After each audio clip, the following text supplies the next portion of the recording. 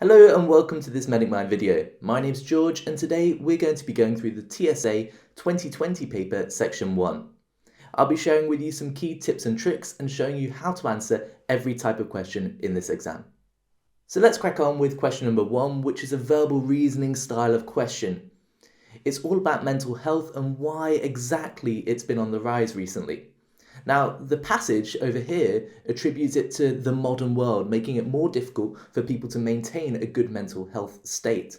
However, there are other reasons why detection rates might increase. For example, if we're looking for mental health issues more frequently, and this is commonly known as lead time bias whenever you're doing a screening process. So the major flaw here is that there are other reasons why this could be increasing, and in particular the detection rate might have gone up, not necessarily the absolute underlying mental health illness in the population. So when we look through the answer, A, changes in healthcare and a decrease in stigma attached to mental health may be responsible for higher diagnosis rates. Well, that's absolutely right. That reflects the higher detection rate. So that's our answer for this question here. Question number 2 is a more problem-solving question. Here we're given some information about scores in a particular game called Tigball. Now you'll notice you can score 5 points, 8 points, or 3 points, but only after a tig down. So in effect, 11 points if you combine it with that 8 points in the tig down. So overall, we can either score 5 points, 8 points, or 11 points in a single sort of game. Now, looking through the answer options, it's best to do these by trial and error, proving each one, which one is the following is the only one that is possible. So if we start with A, 923, well, hopefully you can see it's immediately impossible to get a score of 9. There's no way you can do it. You can get 2 5s, but already you're at 10. You can get a 5 and a 3, but wait, that has to be after a tig down. So actually you can't get a 5 and a 3, you'd have to get a 5 and an 11. So overall, you can't really do it. So A is not possible.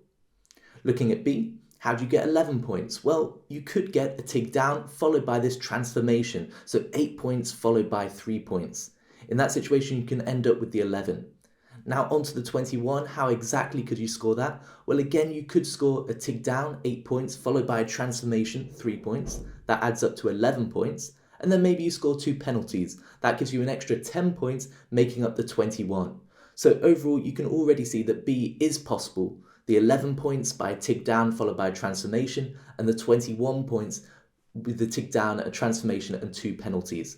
So overall, B is the correct answer here.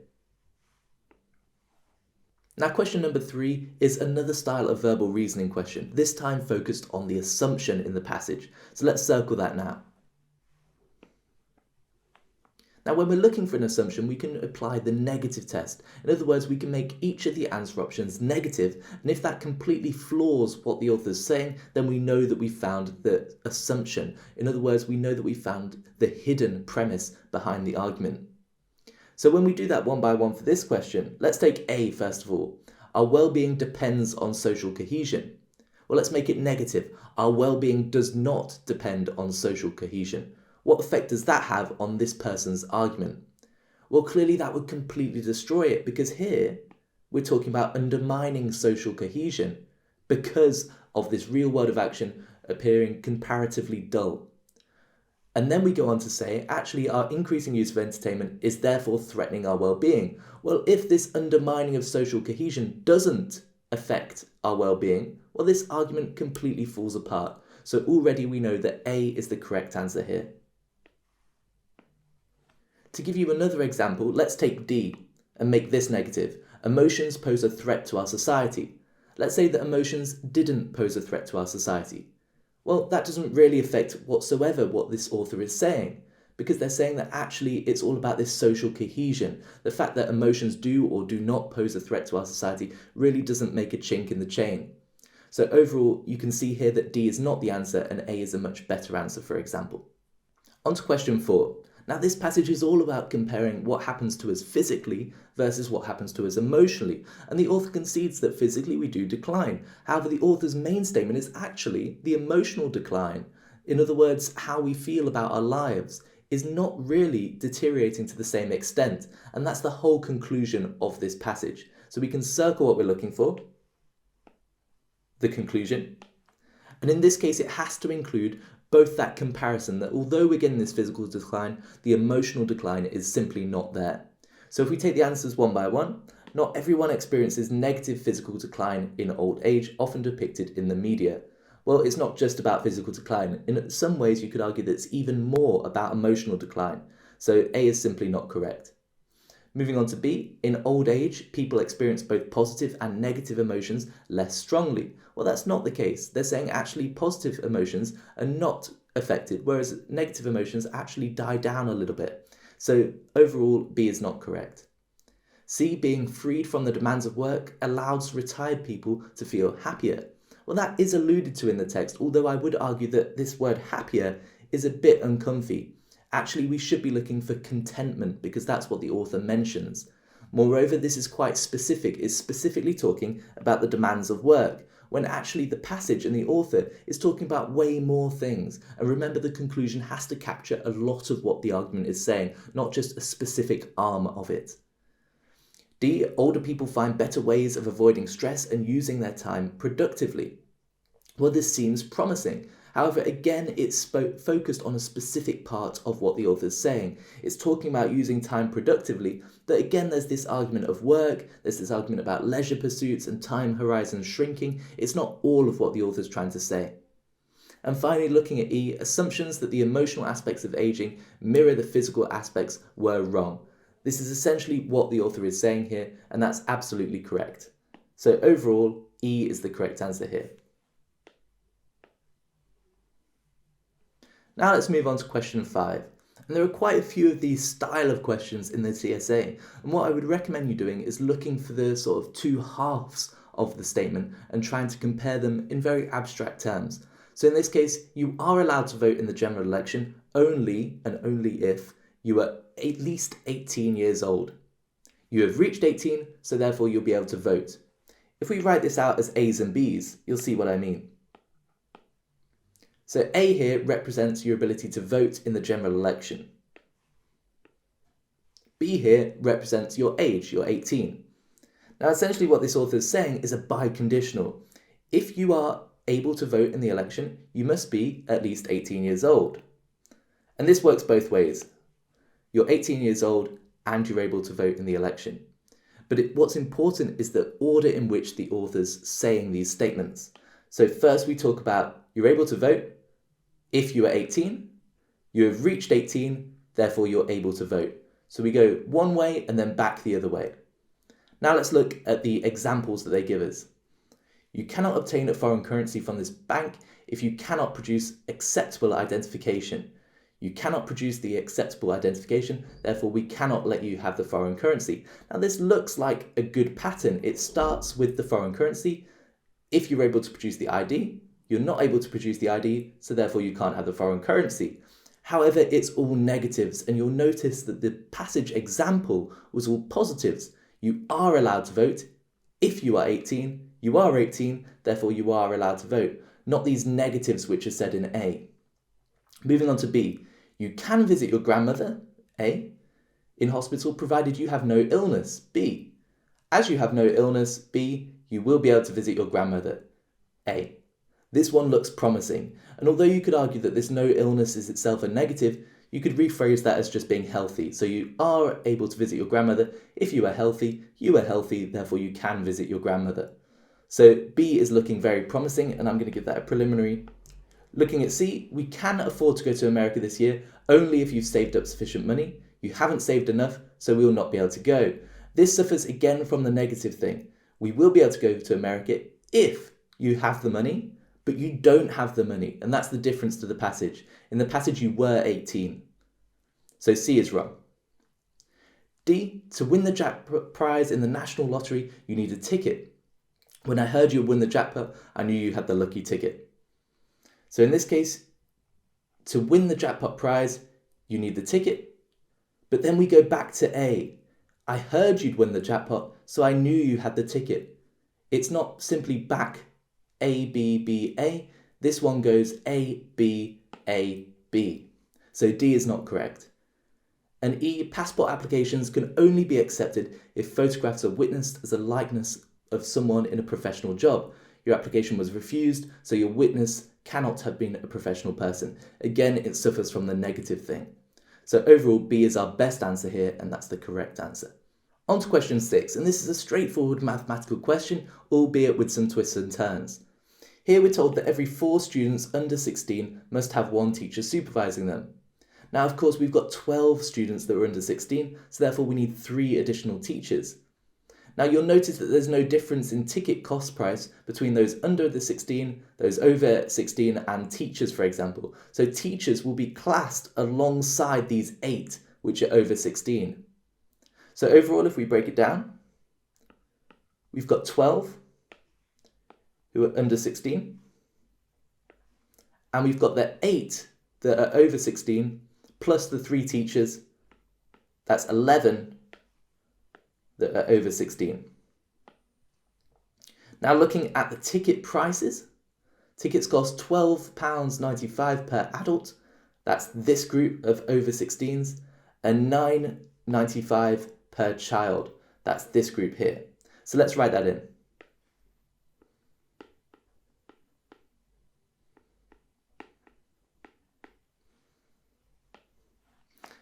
Now we simply have to multiply things up. We need to do 12 times £9.95 plus 11 times £12.95. Now this can seem quite difficult, and what I would recommend is rounding these figures up. So for example, we can do 12 times £9.95. Instead of doing that, we could do 12 times 10.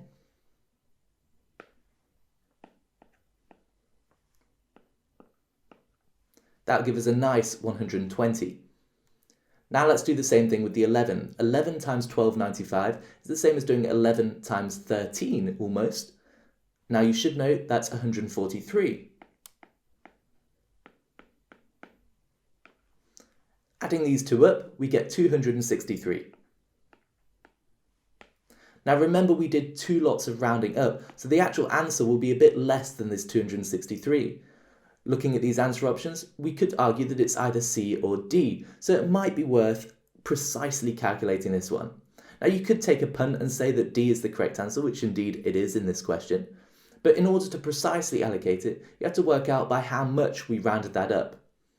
We rounded up by 5p each time, and we did a total of 23 lots of rounding. 23 lots of 5p is the same as £1.15. So we take £1.15 off 263 and we get £261.85. So D is our correct answer after all. Moving on to question number 7.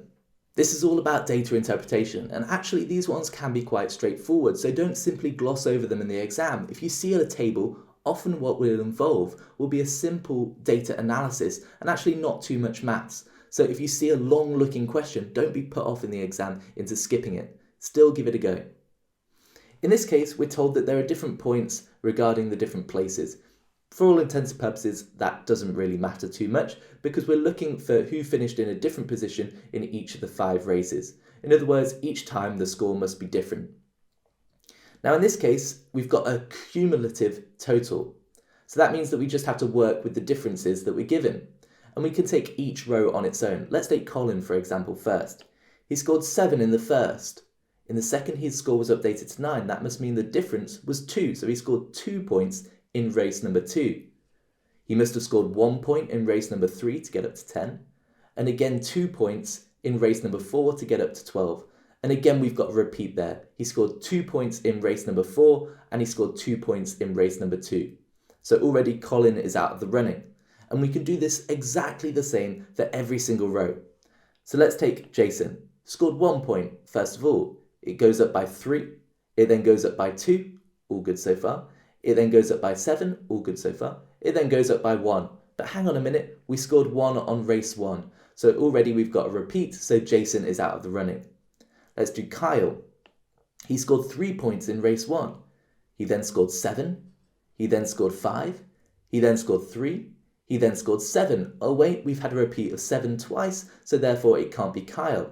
Let's do Noel. He scored 2. He then scored 5 to get up to 7. He then scored 7. He then scored 1. He then scored 3. There's been no repeats with Noel, so therefore we know that we found our answer. And in this case, the answer is D. On to question 8, again another data interpretation question, this time with a graph.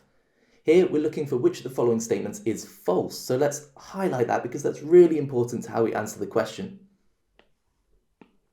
Let's take it one by one. A. The revenue of sales of CD singles grew every year. CDs are the white bars, so we need to focus exclusively on those. Here the white bar is very small, it gets a bit bigger, bit bigger, bit bigger, bit bigger, bit bigger, so in fact it did grow every single year. B. The revenue from sales of 7 singles fell every year. Now 7 singles are these ones with the horizontal lines. And this one's quite easy because they're all on base 0, so we can just take their absolute height, and you can see it just slopes off like this. So they did fall every single year, and that one is true. C. The revenue of 12 singles fell every year. 12s are the black bars. Now this is a bit more difficult to work out because you can see that the base is shifting and the heights are shifting, so it's actually a bit more difficult. But what I want you to pay attention to is the 1988 and 1989 bars. You can clearly see here that the height of each bar over here is the same, but you can see that this one in 1989 is a bit deeper. In other words, this bar is a lot bigger than this bar. Therefore, the revenue of sales of the 12 singles did not fall every year. In fact, it increased in 1989. So C is false, and therefore it's the right answer here. Now on to question 9. This is quite a scientific verbal reasoning style of question. Essentially what this author is trying to say is that the focus has shifted. We've gone from stopping these parasites from getting into the cells to stopping them from getting out. And we've given a specific example of this PFSEA1 molecule or protein, and how a specific place in Tanzania is trying to use it to stop infection, or at least make it a little bit better. Now we're then told that scientists have reproduced the antibody and will successfully test it on mice, and experts believe that after trials the antibody will be certified for use. So in other words, we're told that this new approach is a promising one, and that's about it. Now looking through the answer options, focusing first on A, Rhode Island University is a world leader in medical research. Well, it doesn't have to be. The author says nothing about its overall claim to research. It just says that in this particular example, they're the ones who did the study. So A is incorrect because that's not really the conclusion of the passage. B, after discovery of this protein, the traditional approaches to fight malaria will be abandoned as ineffective. Now, clearly that's not the case. We're just saying that this new approach is promising. It doesn't completely rule out the use of previous approaches. In fact, many areas of science do these approaches in parallel, so actually B is incorrect. C, the discovery of this protein is likely to help scientists develop a new way of combating malaria. This one is a lot nicer. We can see here that we've got likely in here. That means that it's quite open. It's not saying it will definitely help scientists. It's saying that it will likely help scientists. It's quite optimistic, yes, but so too is the passage. So C is looking promising. So let's give that a tick. Looking at D, world leaders should support and fund the research being conducted at Rhode Island University. Well, we're told nothing about what the author thinks about what world leaders should do. In fact, there are a lot of things that go into research, including ethics, exactly how expensive this research is, etc., etc. The author simply ignores all of that and just says that it's a promising area. It doesn't say anything about whether world leaders should be using this. And finally, E, a unique feature of the Tanzanian children helped in the discovery of the protein and its function in spreading malaria. Well, that's not true. We're not told anything about specifically this group of 700 children. In fact, they're just simply depicted as a sample. So E is incorrect, and besides, it would be focusing on a specific aspect, not the overall message. So therefore, C is our best answer. Now, question 10 is quite starkly different from the very scientific question that went before it. Here, the government is talking about introducing these certain measures that will introduce new measures for parental leave. And this author's getting quite a twist about what exactly this will mean for businesses, how much it will cost, etc., etc. Now, in this case, what will weaken the argument, and if we circle that just now, what will weaken this argument is something that puts the author a bit more at ease, something that will make them calm down a little bit. So let's go through each of these answer options. The first one, the example given is only one of the range of measures being proposed. Well, that's not going to help calm them down, because the author would simply say, well, this measure is bad enough, let alone all of these other measures that are being proposed. So it won't calm them down, and therefore it won't weaken their argument that we should be worried about this. B, many businesses now allow their employees to choose to work from home. Well, that's completely irrelevant. This author's talking about the parental leave. He's not talking about work from home. So overall, B is incorrect as well. C, the proposals from the government provide support for businesses to help with the cost of covering the work of staff taking leave. Well, this seems to be correct. It will put the author much more at ease because now these businesses are receiving support. You can easily imagine the author being like, well, okay, as long as there's support in place, then fine, we can do the parental leave. I was just worried about the cost for business. So clearly C is going to put them at ease, and therefore it's going to weaken this argument above. Now, if we just take D and E as examples, the problems associated with covering the work of absent members of staff become increasingly difficult the longer the absence goes on. Well, this is actually going to strengthen what the author is saying. He's saying, well, obviously then increasing the amount of absence by taking parental leave is going to make it even more burdensome. And finally, E, the proposals will increase the amount of leave that employees are allowed to take in other circumstances, as well as following the birth of a child. Well, actually, that's even going to make them even more stressed. So essentially, we're going to have an author that's worried about the birth of the child and the parental leave associated with that, the impact on small business. But on top of that, we've got more leave being taken place. And therefore, this author is going to get quite stressed out by E. So overall, C is our best answer because it puts this author the most at ease they could be. And therefore, it weakens this argument that we should all be stressed about this parental leave. Now here we've got another question which is telling two halves, and we can split it up into A and B to work out which of the following closely parallels the reasoning. So as long as they're a right combination of guests, we can call that A. Then any party will be a success. So we can call the success of the party B. Now you'll notice that that setup is a conditional, it's not a biconditional. In other words, a party can be a success without the right combination of guests. It just means that if there is the right combination of guests, then the party will definitely be a success. Now the statement goes on to make a flawed argument, but that's fine, we're not looking for the flaw. The last party was great, so there must have been a perfect selection of guests.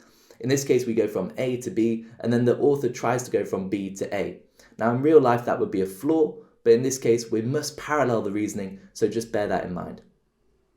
So in this case, we're going from a right combination of guests to the party being a success. The party was a success, so we must have had the perfect selection of guests. Let's look through the answer options and see which one mirrors that back and forth kind of reasoning. As long as there is a high level of unemployment, all economies will perform below their maximum potential. Unemployment levels here have risen sharply, so our economy will perform less well than it could do. In this case, we're going from unemployment to the economy, back to unemployment, back to the economy. It's not simply the same as what the passage is stating, saying that there's a right combination of guests, so therefore it's a success. We have a success, therefore it's a right selection of guests. So A is not correct because it's doing this in the wrong order. Looking at B, as long as there are good hotels, any seaside town can get on the tourist trail. Our town is a tourist hotspot, yet none of the hotels are good. Well, again, that's not entirely correct. We start off promising, as long as there are good hotels, then we can get tourists. We have tourists, but none of the hotels are good. In order for this to closely parallel the reasoning that's stated, then the argument must have gone something like this. As long as there are good hotels, then any seaside can be a tourist place. Our town is touristy, therefore there must have been good hotels. But that's not what B is saying, so B is incorrect. C, as long as there is someone in charge, any project will go smoothly. So someone in charge, project going smoothly. James has taken charge, essentially, so this project will be fine. So again, we go A, B, but then back to A, James has taken charge, so the project will be fine. That's not the same reasoning. It's the same as A. Looking at D, as long as there are lots of security personnel around, public order is sure to be maintained. We've been having huge problems with public disorder, so there cannot be many security people. Again, that suffers from a flipping of negatives. In this case, we go from lots of security, so public order, but in fact we don't have public order. That's not the same as what the authors said. And finally, looking at E, as long as there is lots of water, any habitat will support life. Life is abundant, so there must be lots of water. That perfectly mirrors what this statement is saying. So E is correct. Now here we have a question about different ratios of things being involved and percentages and your ability to convert between them. My advice here would be to deal with the absolute numbers. Although it may make the maths a little bit trickier, it will help you keep things in common order in your head. So first of all, let's put some numbers on this. He has 32 kilograms of a mixture of sand and cement. 25% is sand. So he has 32. 25% is sand. Now, hopefully you know that's a quarter, and a quarter of 32 is 8. And that's sand. That must mean the remainder, in other words, 24, is cement.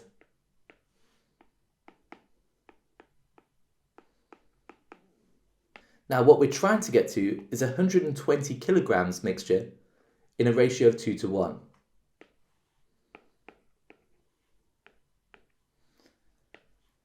Now, hopefully you know the 2 to 1. In order to work out how that applies here, you do 2 plus 1, that's 3. 120 divided by 3 is 40. And then to get the proportion of sand, you do 40 multiplied by its ratio number, which is 2, to get 80 kilograms of sand.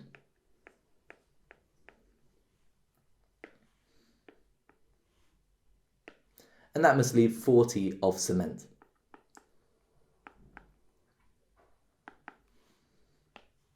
Now we can start to see things a bit more clearly. In order to get from 8 sand to 80 sand, we clearly have to add 72. In order to get from 24 cement over here to 40 cement over here, we clearly have to add 16. We can then deal with this ratio by simplifying it down step by step. And my advice would be not to do too much complicated maths at the start. Instead, just divide by 2, divide by 2, divide by 2 until you get the answer. It's much more reliable, and you'll find that it's actually quite quicker in the exam if your mental maths isn't quite up to the massive standard that it should be.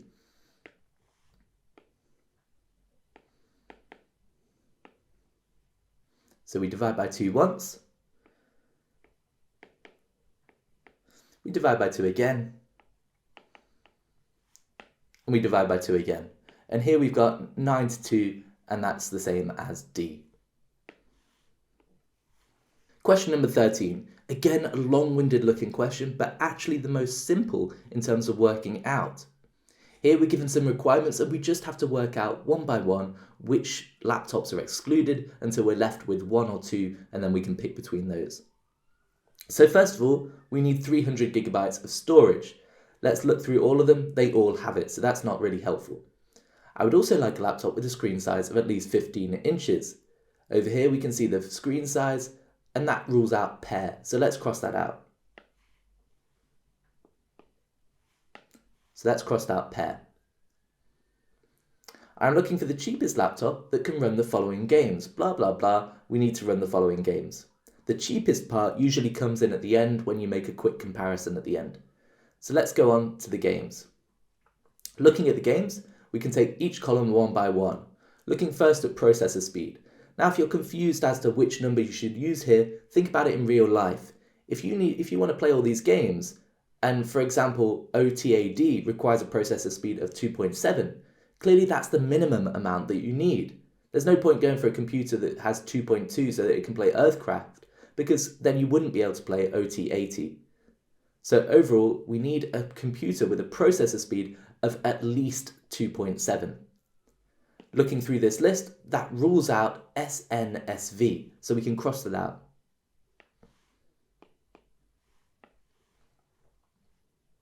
Looking at the next column, memory. Again, we apply the same sort of logic. We need a minimum of 8 here in order to play all of the games. So looking at memory, we can clearly cross out Racer, LED is fine, and Elovon is fine as well. So Racer is the one that we can exclude from our remaining 3. Looking at storage, we need 70 gigabytes. 80 gigabytes, 50 gigabytes, or 100 gigabytes. Again, this has to combine with our 300, but again, we're already fine on that front. We need a minimum of 400 gigabytes, that's already good. And finally, looking at graphics card, we need a minimum of 4. And looking at the graphic cards of the ones remaining, LED and Elevon, we clearly have got 4 in at least both of those cases. So now the only remaining requirement is that we need the cheapest laptop. Looking at the price between LED is 850 and Elevon is 700. So clearly here, Elevon is the cheaper brand and that's the one that we're going to go for. So the answer here is E. Moving on to question 14. This is quite a weird question, so don't worry if you sort of misinterpreted it at any point. What I would advise is trying to get on board with the question.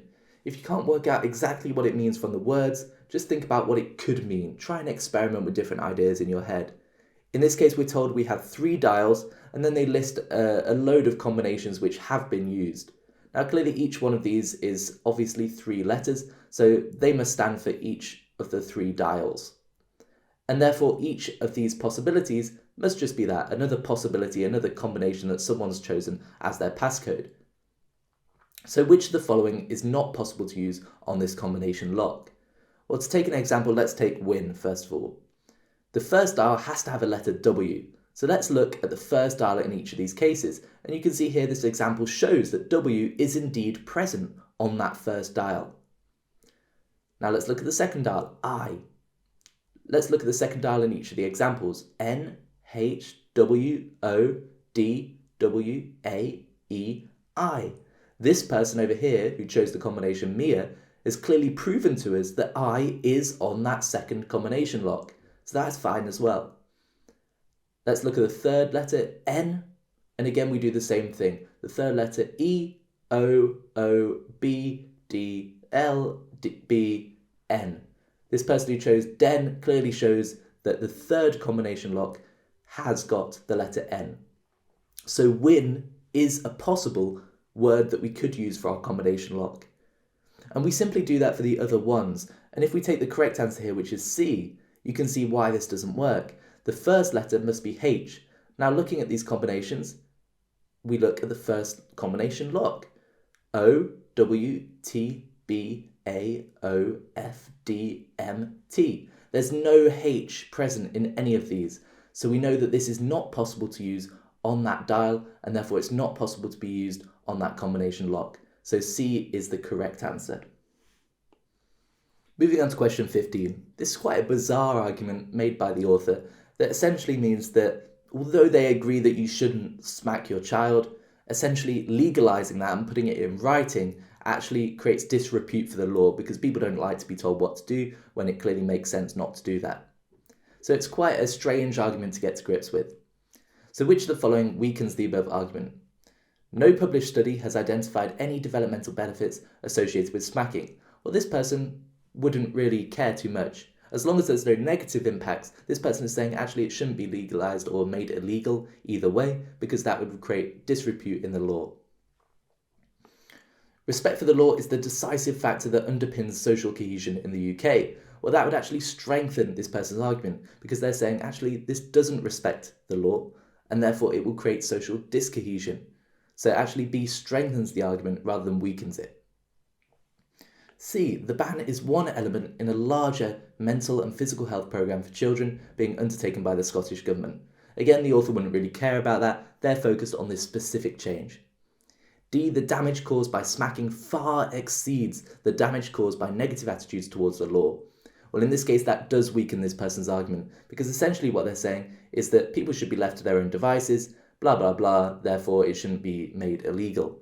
Whereas D is saying, actually, making it illegal protects children, it stops all of that damaging, and if that comes at the consequence of respect or negative attitudes to the law, so be it, because the damage caused by smacking far exceeds the damage caused by negative attitudes. So D weakens this person's argument because it really puts it into context. It clearly shows that it's quite ludicrous because the danger of smacking is so much bigger than this attitudes towards the law nonsense that this person's talking about.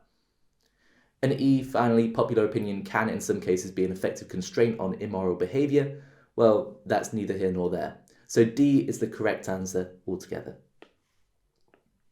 Now we have another conclusion question in the form of question 16, and we can circle that here. Now here we're talking about forgiveness, but we're also talking about justification. So any answer we pick has to include both parts, because remember, the conclusion has to try and capture everything that the authors said. So taking them one by one, sometimes we do things that may appear morally wrong, but in fact are not. Well, that's talking more about the justification side rather than the forgiveness side. So A is incorrect. Forgiveness and justification ought to be distinguished. Well, yes, that's essentially what this author is saying. He's giving examples of both kind of thing and saying that they are different concepts. And this answer includes all of that. So B is looking promising. Looking at C, what we are forgiven for is the morally wrong things we do. Now, although the author says that, it's just focusing on forgiveness, not the justification part of what the author is trying to say. D, forgiveness is one kind of response to those who wrong us. Again, it doesn't explicitly mention the justification. And E, when conduct is justified, the implication is that it was not morally wrong. Again, that's the flip of C, and although the author sort of says that, it's not talking anything about forgiveness. So therefore, B is a better answer. With question 17, we're looking for a principle. So let's circle that. Now, the principle here is essentially saying that choral scholars or choral singing people, people in the choir, are essentially more numerous than those playing football, but they're receiving less funding. And in order to rectify that, the funding should be proportional to the amount of people participating, essentially. Now, which one follows the principle used here? Well, actually, it's B. Audience figures of regional theatres are now greater than that in the capital, so they deserve an increased share of the financial aid set aside for the arts. Essentially, it's saying that financial support, this financial aid, should be proportional to attendance. In this case, attendance to the theatre, but that's exactly the same as participation in the choir. It's essentially saying that finance should be proportional to those who are taking part. So B is the correct answer here. On to question 18, and you might have got the gist of doing these questions before, but these ones essentially involve you going backwards and forwards between two different styles of deal and trying to work out the cheapest possible in each scenario. Now we know that essentially this week we buy 3 packs of cans worth £2.60 each, so we can immediately calculate how much that's worth. 3 times 2 is 6, 3 times 60p is £1.80, so therefore we're paying £7.80.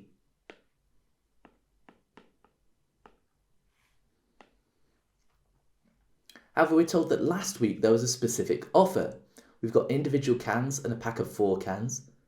And essentially we're still going to buy 12, but we want the lowest possible total price. Now in this case, you have to work out with a bit of logic what to do. The individual cans with this offer, essentially buy one, get another half price. That means we can get 2 for £1.20, 80p plus 40p. So if we can get 2 for £1.20, one can itself is worth 60p. Or essentially 4 cans are worth £2.40, whichever way you want to look at it. However, by this deal, we can get 5 cans for £2.60. That must mean that each individual can is worth just under 60p. So actually this pack of 4 cans, this is a better deal, and we want to maximise that wherever we can compared to these individual cans deal. So if we're looking for 12 cans and we don't want any more, we can get 2 lots of this deal. That would give us 10 cans, because remember we're getting the 5th one free.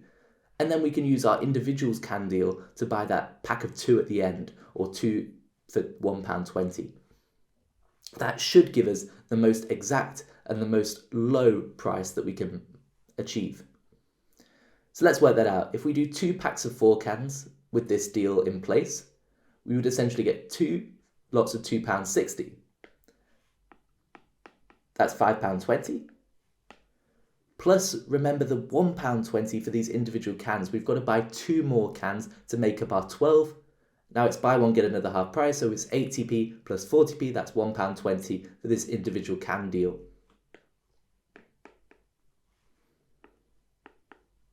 And overall, that's £6.40. Comparing these two prices, we can clearly see that they're £1.40 difference, and therefore E is the correct answer. On to question 19. Now these ones be a bit careful about because they've always got a trick in their tail here. We're talking about June the 19th and we're going to stay for 7 nights. But look, this play is only running to Saturday the 22nd of June. Therefore, it will be worthwhile working out what day June the 19th is. And if you did the calculation with Saturday 22nd of June, you would find out that June the 19th is a Wednesday. Now that's useful because it allows us to use the matinee performance. Now we've got a family of 5, 2 adults, 3 children. We clearly can't use this Monday night's deal because we get there on Wednesday and the play stops running at Saturday. So we can't use this Monday night's deal. So therefore the next best alternative is to use a family ticket and then buy a single child remaining for the matinee performance to be the cheapest. So overall, we've got £28 plus the extra child, £5. That gives us £33 overall. Now, whenever you're confronted with a question like this, usually the family ticket's a better value for money. So I would always start there rather than simply calculating, oh, let's work out 2 adults plus 3 children for the matinee, blah, blah, blah. It's usually better value to buy the family ticket and then to add on any extras. So just bear that in mind when approaching these questions. But the trick here is to work out that actually we're arriving on a Wednesday, the play stops on a Saturday, so therefore we cannot use these Monday night tickets at all. So question 20 is one of my personal favourites because it illustrates exactly why the TSA is a good test. Here we've got a series of bits and we're told a specific rule. We can choose 2 adjacent bits and change each of them to the opposite value. So let's work out the exact possibilities that could happen. We could start with a 0, 1. We could start with a 1, 0. We could start with a 1, 1. Or we could start with a 0, 0. Now what would happen with each of these? Well, this 0, 1 would change to 1, 0. This 1, 0 would change to 0, 1. This 1, 1 would change to 0, 0. And this 0, 0 would change to 1, 1. Just following the rule that's outlined here. Now let's work out what exactly happens to the number of 1s in this code. Well, in this case, we had 1, 1 on the left, and we have 1, 1 on the right. So there's been no change. The same thing is true for the second example. We've got 1, 0, that's 1, 1, and it goes to 0, 1, that's 1, 1 as well. Now these bottom 2 examples are where it gets a bit different. Here we've got 2 lots of 1, and it goes to 0 lots of 1. So actually that's -2. And finally, looking at this last example, we've gone from 2 lots of 0 to 2 lots of 1. So therefore we've got 2 extra 1s. Now looking at all of these changes in total, hopefully you can see that the number of 1s actually goes up and down or stays the same by an even number each time. That means that if we started with an even number of 1s, we will finish with an even number of 1s. If we started with an odd number of 1s, then we will finish with an odd number of 1s.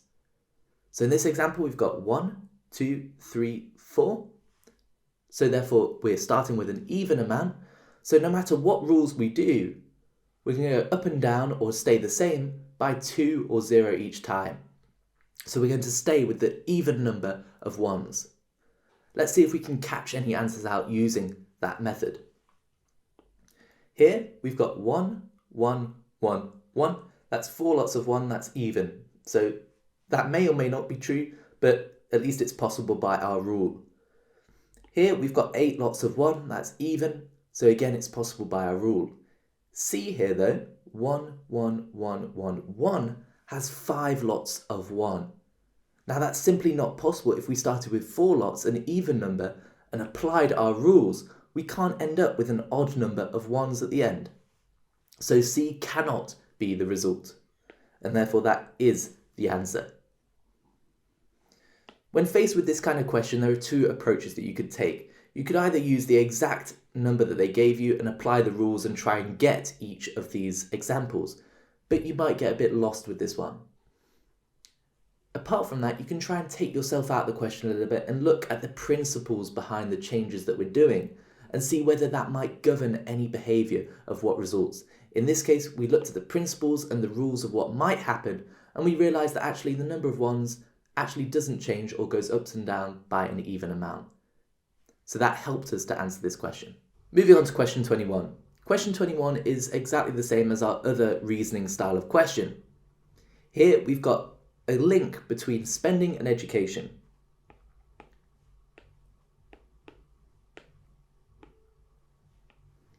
A represents spending, B represents education.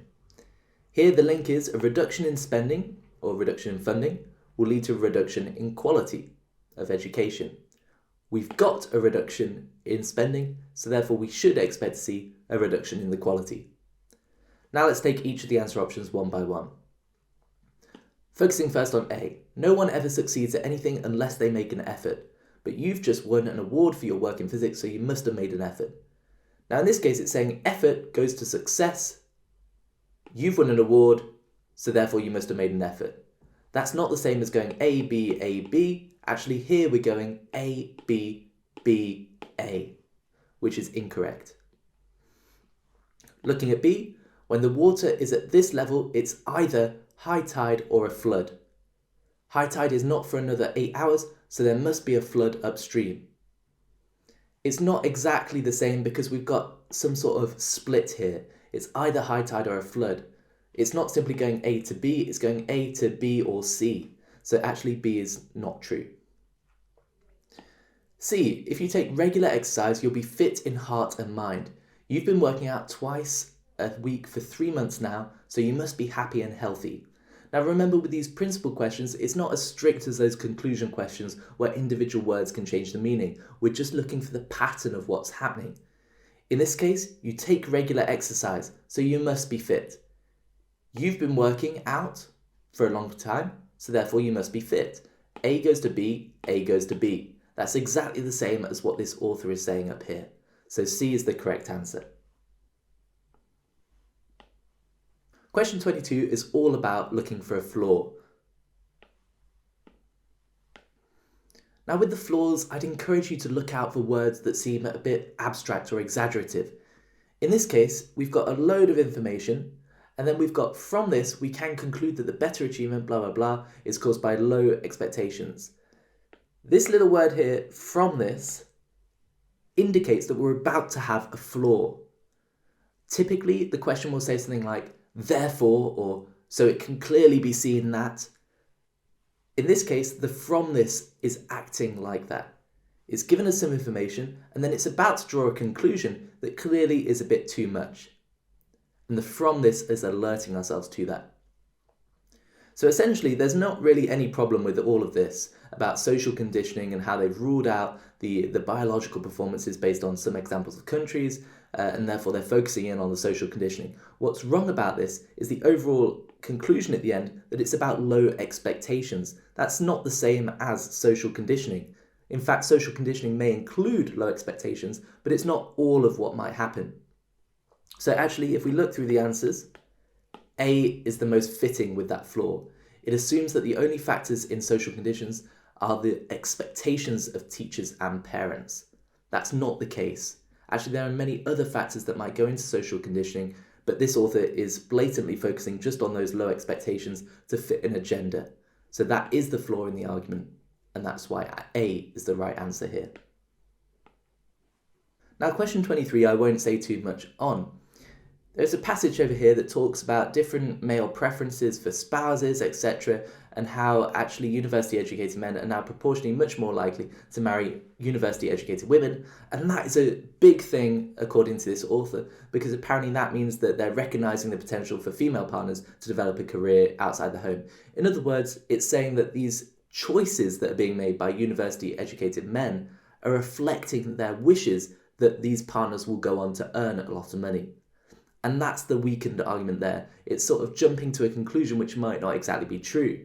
And the reason it might not exactly be true is because there are other reasons why university-educated men may be picking university-educated women.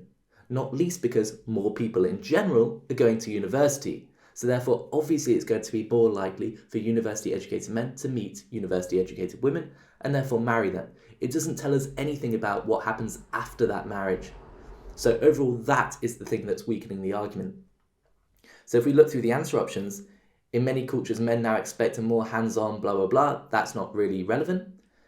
Many more women are now earning university degrees, irrespective of whether they intend to go on to pursue careers outside the home. That is weakening the argument, because if many more women are now earning university degrees, that must mean that actually you're more likely statistically to run into a university educated woman. It doesn't tell you anything about male preferences or the male-female dynamic in the home versus workforce. So actually this flaws the argument a little bit. So B is the correct answer here. Now, question 24, you can absolutely answer exactly and work out the whole schedule of what happens. But what I would encourage you to do is to take a punt on this one and come back to it at the end if you have time. In this case, we're looking for the activity to miss out in order to ensure that we have enough time to do the rest of the activities. Now, looking through these ones, if you were looking through it in your common life, in your everyday life, which one would you say to miss out? Well, clearly the guided tour that takes 80 minutes, that's the longest amount of time, and it's very specific. It has to be done at 1 p.m. or 3 p.m. Well, clearly that one is going to look like the most inflexible one, so it's probably the one that we're going to drop out. So I would encourage you to answer and tick the guided tour straight away and then move on and come back to it at the end just to double check your answer. Now we can absolutely double check it because we can compare it to these timings up here. We've got to leave by 4 hours and 15 minutes. Now that must mean that we can't go to this 3 p.m. guided tour because if it takes 80 minutes, we're going to finish at 4:20, which is past the time that we have to leave. So already we're forced into doing it at 1 p.m. Now that must mean that we can't visit the museum because we can't make the 11 a.m. showing because we're going to get there at 11:30. And if we're 80 minutes on the guided tour, we're not going to make the 2 p.m. That's fine, that's just one activity to miss. However, it also conflicts with the lunch at the cafe a little bit. So although you could say you could go at 12:30, actually when you work it out according to all of the activities, it doesn't fit in. So the taking the guided tour is the correct answer here, and you can work it out absolutely, but what I would encourage you to do is to see this big amount of time, see this inflexible start time, and actually think, well, it's probably going to be that one that we're going to miss. Now, question 25 is a little bit frustrating because it sort of takes it out the realm of reality a little bit. Clearly here, Stephen only cares about the flight costs and therefore doesn't care about the accommodation or anything else that you would normally consider on a trip like this. So actually, he must go for at least 3 days, excluding the days of his flight. That must mean that he must arrive one day, then have 3 days, and then leave. So in total, across the span of 5 days. And we've got given this requirement about lectures, but this little sort of get out of jail free card that this week in April doesn't have a lecture on that Wednesday. So given that it's at least 3 days, and actually he could end up spending the whole month there if he really wanted to, obviously we've got this Wednesday lecture requirement, but given that it's this sort of flexible amount of time, I would encourage you to go one by one through the answers rather than looking and trying to find it for yourself from the graph a priori. So if we go through the answers, A, depart Saturday 4th of April, return Monday 6th of April. That's not enough time. He's not going to have 3 days in between those two departure dates. So A is instantly incorrect. B, depart Thursday 9th of April and return Tuesday 14th of April. That's promising. It misses out Wednesday. It's got at least 3 days. Let's look at the prices involved. Departing here, it's just less than 20. That's fine. Coming back Tuesday the 14th, okay, it's about 20. Just bear those in mind, we don't have to do it exactly. Now let's compare it to C. Departing Thursday 9th of April, coming back Tuesday 28th of April. Well, that's going to miss out a Wednesday following this Thursday 9th of April, so therefore we're going to miss a lecture and that conflicts with our requirements for this question. So C is incorrect. Looking at D, departing Tuesday the 21st of April and returning Tuesday the 28th of April. Now that's fine because remember we've got this holiday, 20th to the 24th, so we're not going to miss any lectures. So that seems to be fine, and it's got 3 days in between. We just need to check the prices. So departing Tuesday the 21st of April, if we go into our little thing, okay, we're departing and it's got the price of 20, that's fine. Returning Tuesday the 28th of April, looking on the Tuesday the 28th of April, well actually this is much lower than the 20. So if we compare it to B, where we had something a little bit lower than 20, and then 20, To D, we have 20 and then something a lot lower than 20.